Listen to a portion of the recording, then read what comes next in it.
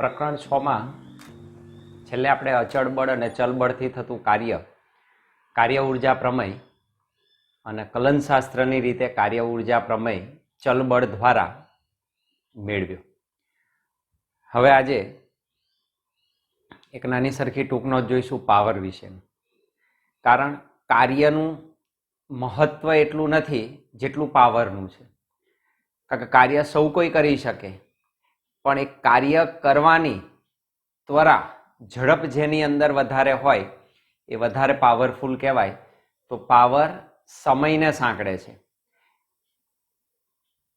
આપેલું કાર્ય તમે કેટલા સમયમાં કરો છો એ તમારો પાવર દર્શાવે. તો એકમ સમયમાં તમે જો કાર્ય કરી શકો તો એ તમારા પાવરને રજૂ કરે છે. તો કેટલું ઝડપથી, કેટલા ઓછા સમયમાં તમે કાર્યને અનુસરો છો એ તમારો પાવર દર્શાવે. જેમ કે પરીક્ષામાં દરેક વિદ્યાર્થી માટેનું કાર્ય એક સમાન હોય છે, પણ ઓછા સમયમાં વધુ સારી રીતે જે પ્રેઝન્ટ કરી શકે એનો પાવર વધારે આપણે કહી શકીએ. પર્વત ચડવાની કોઈ કોમ્પિટિશન હોય તો દરેક કોમ્પિટિશનમાં ઓછા સમયમાં જે સૌથી વધુ કાર્ય કરી શકે એનો પાવર આપણે વધારે, અને એ વિનર તરીકે મળી શકે. તો અત્યારે આપણે નાની સરખી ટૂંક નોંધની મજા માણીશું, અને એ છે પાવર. ટૂંક નોંધ લખો.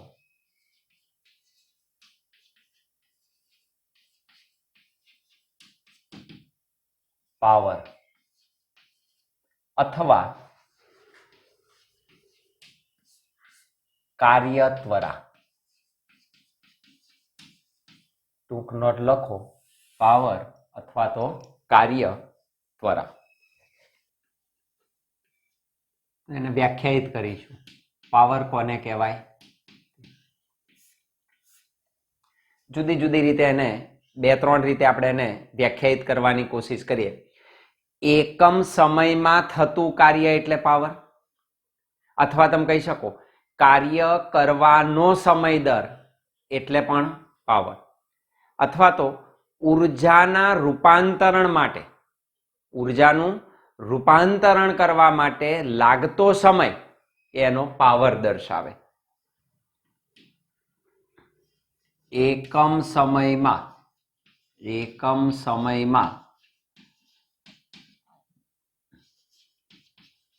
થતું કાર્ય એટલે જ પાવર. એકમ સમયમાં થતું કાર્ય એટલે જ પાવર. અથવા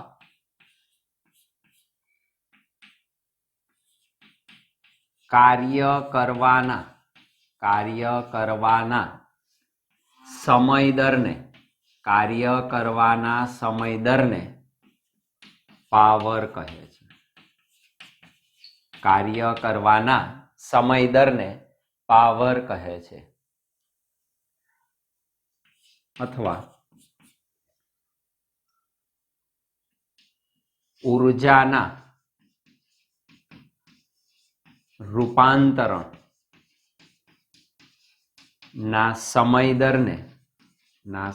દરને પાવર કહેવાય.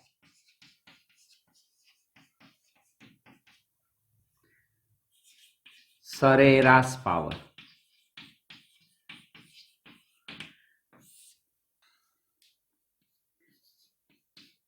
કાર્ય W, અથવા તો તમે કહી શકો ડેલ્ટા W. કાર્ય W અને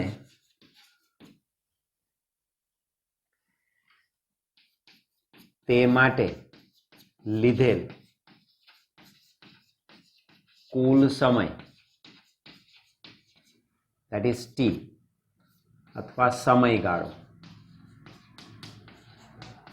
ડેલ્ટા T ના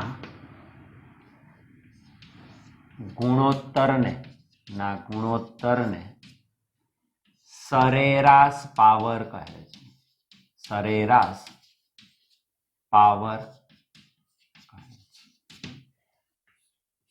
પી એવરેજ સરેરાશ power that is P is equal to કાર્ય ભાગ્યા સમય, અથવા તો તમે કહી શકો કાર્યનો ફેરફાર ભાગ્યા સમયનો ફેરફાર. that is number 1. સરેરાશ પાવર બરાબર W upon T અથવા delta W upon delta T. એના ઉપરથી આપણે એના તાત્ક્ષણિક પાવરને ડિફાઇન કરીએ છીએ. તો તાત્ક્ષણિક પાવર,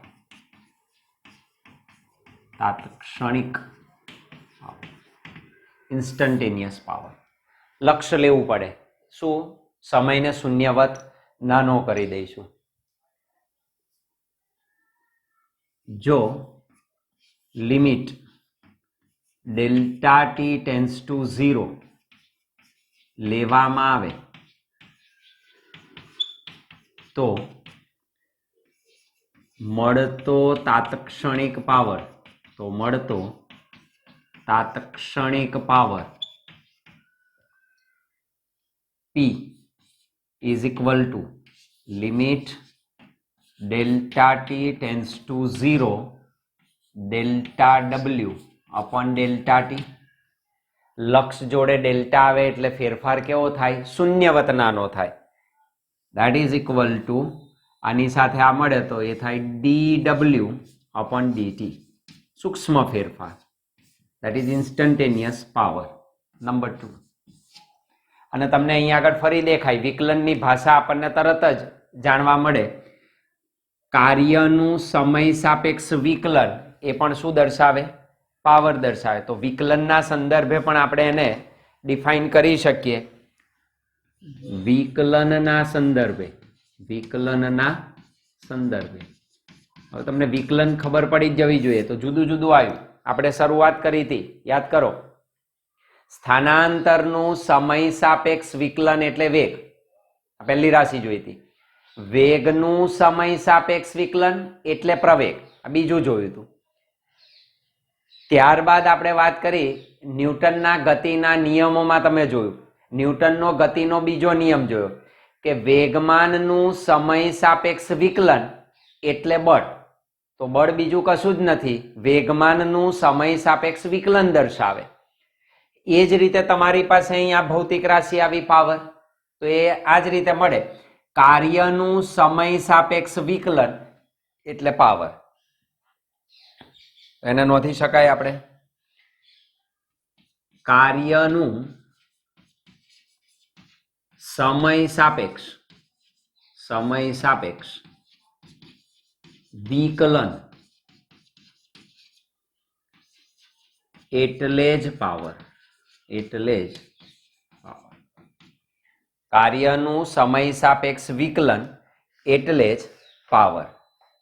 હવે જો આપેલા પદાર્થ પર F સદિશ જેટલું બળ લગાડું અને પદાર્થનું સૂક્ષ્મ સ્થાનાંતર dr સદિશ જેટલું થાય તો સૂક્ષ્મ કાર્ય મને મળે બળ અને સ્થાનાંતરના અદિશ ગુણાકાર જેટલું.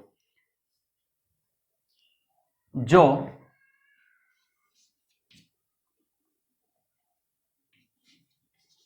પદાર્થ પર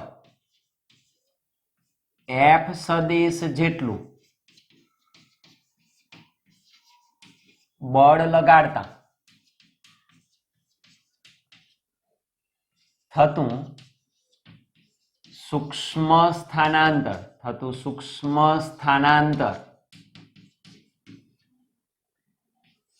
dr સદિશ હોય તો મળતું કાર્ય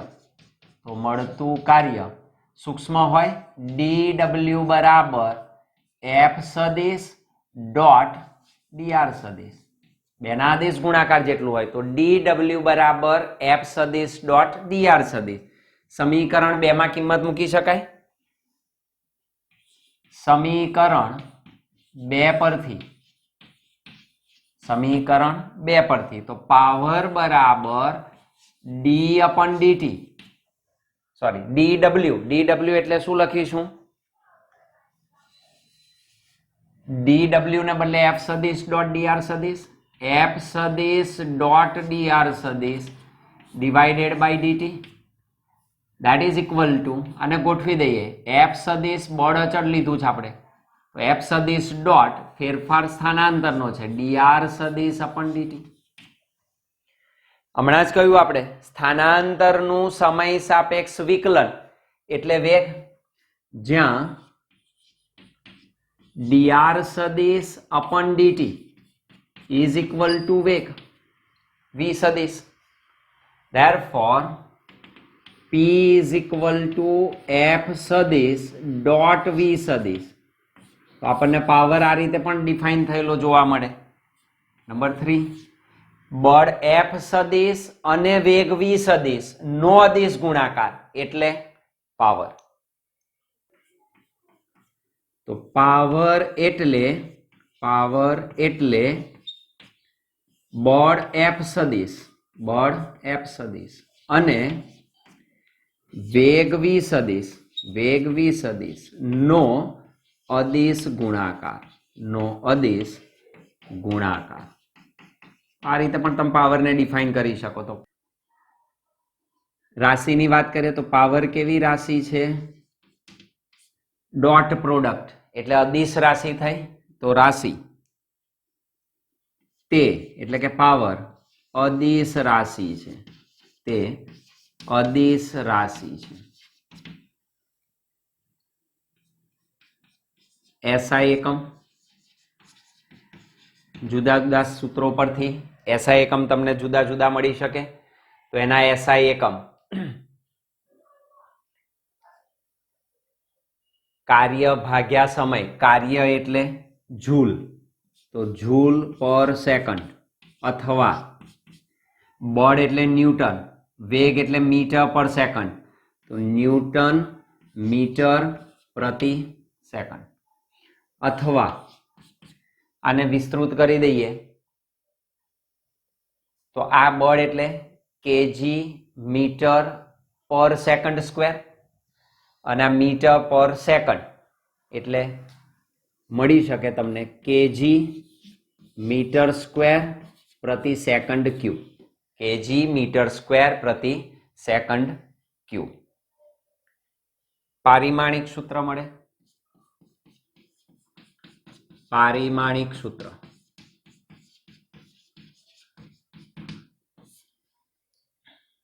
શું લખાય? આના ઉપરથી લખી દેવાય, એમએલટી મૂકી દઉં. એમ કેટલા? 1 L2 T minus 3, M1 L2 T minus 3.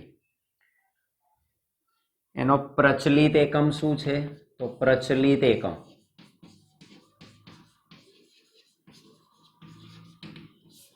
વરાળ યંત્રના શોધક જેમ્સ વોટના માનમાં એના પ્રચલિત એકમને વોટ તરીકે ઓળખવામાં આવે. તો પ્રચલિત એકમ કયો? Vote, WA22. તેનો પ્રચલિત એકમ વોટ છે. એનો મોટો એકમ એ બ્રિટિશ પદ્ધતિનો એકમ છે, જેને આપણે કહે છે હોર્સ પાવર. લખાય હોર્સ પાવર, અશ્વશક્તિ, HP, હોર્સ પાવર, અશ્વશક્તિ કહેવાય. That is 1 horsepower is nearly equal to 746 watt. 746 vote થાય. 1 હોર્સ પાવર એટલે 746 વોટ થાય. કાર્યનો પાવરના સંદર્ભે એકમ. પાવરના સંદર્ભે એકમ. જો પાવરનો નથી લખતો, કાર્યનો પાવરના સ્વરૂપે એકમ. આના ઉપરથી લખીશ P બરાબર W/T, તો W બરાબર PT લખાય. સંદર્ભે એકમ શું થાય? તો કે W બરાબર PT, પાવર ગુણ્યા સમય. કાર્ય બરાબર પાવર ગુણ્યા સમય. એના સ્વરૂપે આપણે એનો એકમ લખીશું, કાર્યનો. અર્થાત કાર્યનો એકમ પાવરના સ્વરૂપે લખીએ છીએ. પાવર લખીશું આપણે કિલોવોટના સ્વરૂપે. Power kilowatt, 1 kilowatt. સમય લખીશું અવરના સ્વરૂપે, 1 અવર. 1 કિલોવોટ પાવર, સમય 1 કલાક. તો that is equal to 1 kilowatt hour. તો 1 કિલોવોટ અવર થાય, કાર્યનો એકમ થયો. આપણા ઘર વપરાશની જે વીજળી છે એ યુનિટ તમે મીટરમાં જુઓ તો એ kWh માં માપે, કિલોવોટ અવર તરીકે માપે છે. 1 કિલોવોટ અવર એટલે કેટલા જૂલ કાર્ય થયું?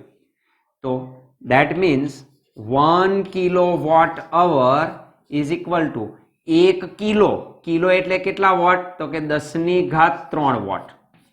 1 કલાક એટલે કેટલી સેકન્ડ? તો કે 3600 સેકન્ડ.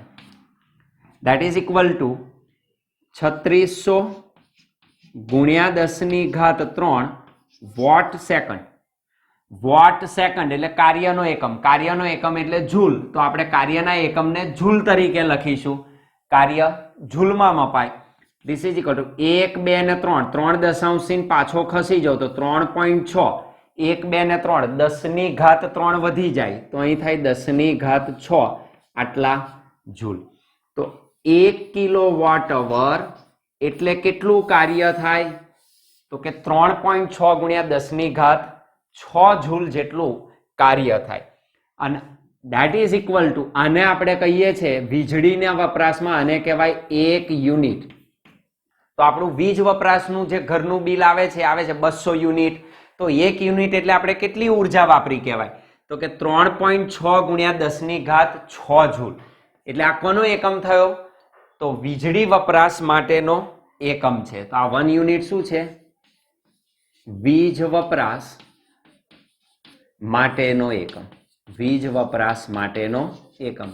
તો આપણા ઘરમાં જે વીજળી આવે છે એ યુનિટ એકમમાં મપાય. એટલે મીટરમાં જે વીજ મીટર છે એ કિલોવોટ અવરમાં મેજર કરે. આપણું બિલ યુનિટમાં આવે તો તમે કન્વર્ટ કરી શકો. જેટલા યુનિટ તમે વાપર્યા એને આટલા વડે મલ્ટીપ્લાય કરો તો એટલા જૂલ એનર્જી આપણે એટલા મહિના દરમિયાન વાપરી કહેવાય, ઉપયોગમાં લીધી કહેવાય.